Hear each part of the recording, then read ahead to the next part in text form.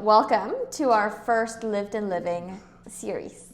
Thank you for having me, Amy. Yeah, I'm happy that you're here.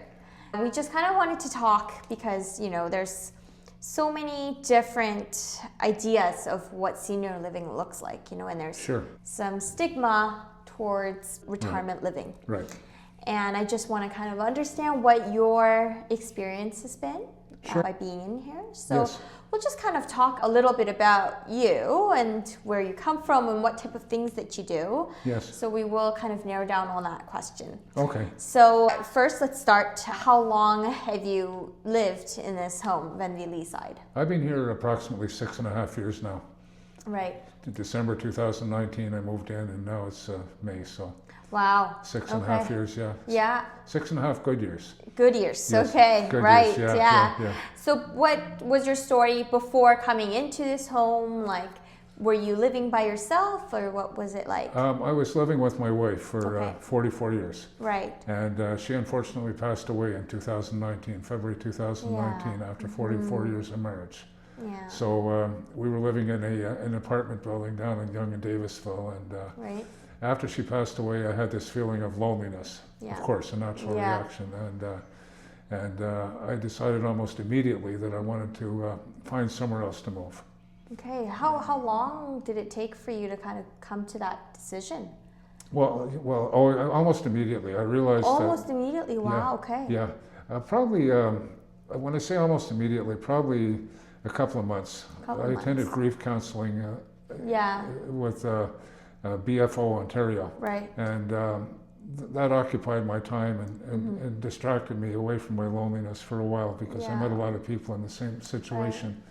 Right. And by the way, I definitely recommend that to anyone who loses any family member, whether it be a parent or a wife or a spouse or whatever.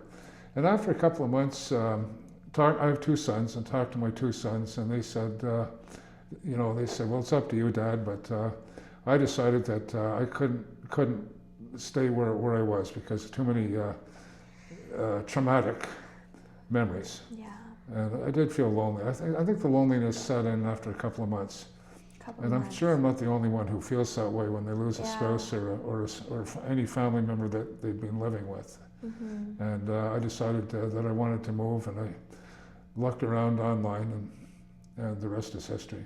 Right. Yeah. So you did the search, and then you're here where you wanted to be. I did the search. Wow. Yeah, and I chose this place. So, oh, wow. Yeah, I found this one online. Uh-huh. I don't know how I found it online. Okay. And I decided to give them a call. Yeah. And kind of sound them out about what the facilities were like just on the telephone.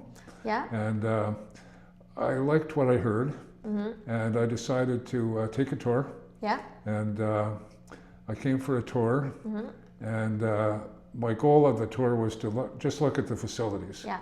And I saw the nice fitness room and the theater and the chapel and the activity room and the craft kitchen and many other rooms.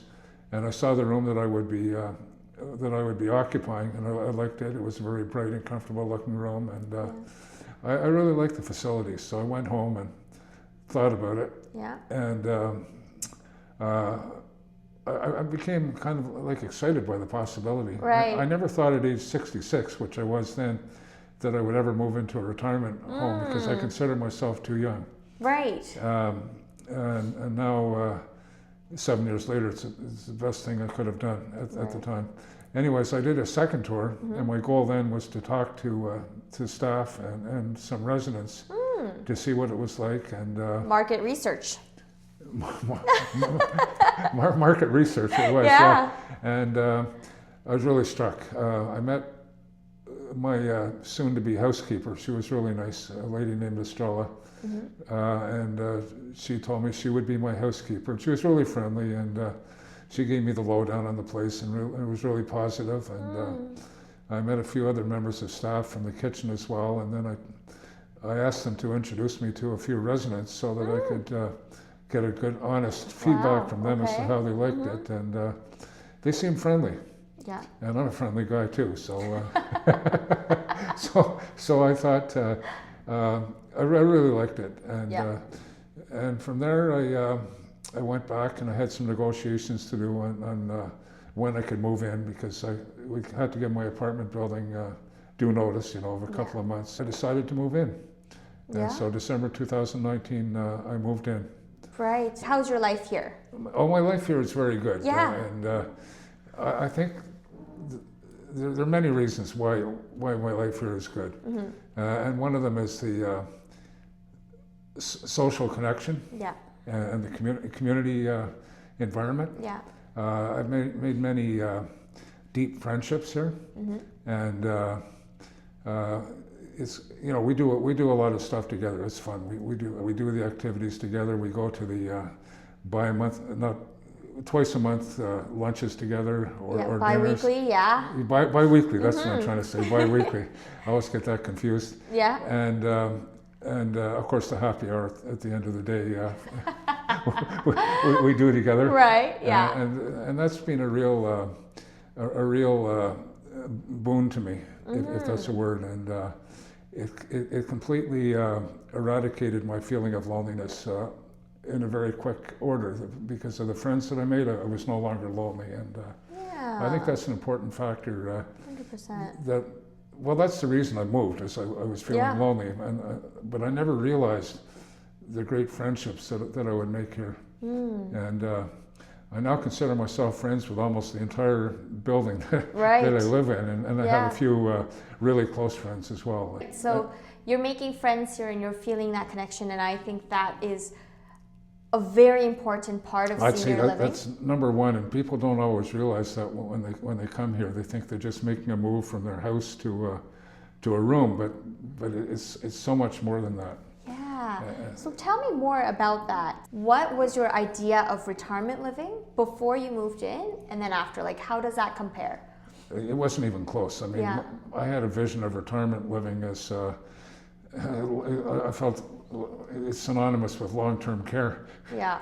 And I thought it was for people who would be bedridden, maybe, or completely. I didn't know anything about retirement homes. Right. And I didn't realize that I could move in and be completely independent. That was a factor in me moving in. As soon as the salesperson at the time mentioned independent, I kind of my heart skipped a beat, because I never realized you could have an independent in a retirement home. So that was interesting to me, and I saw some of the people, how independent they were, and I said, geez, I could fit in here. Yeah. Yeah. Yeah. And I could tell people are very warm here. Yeah. Very warm. Yeah. Yeah. And yeah.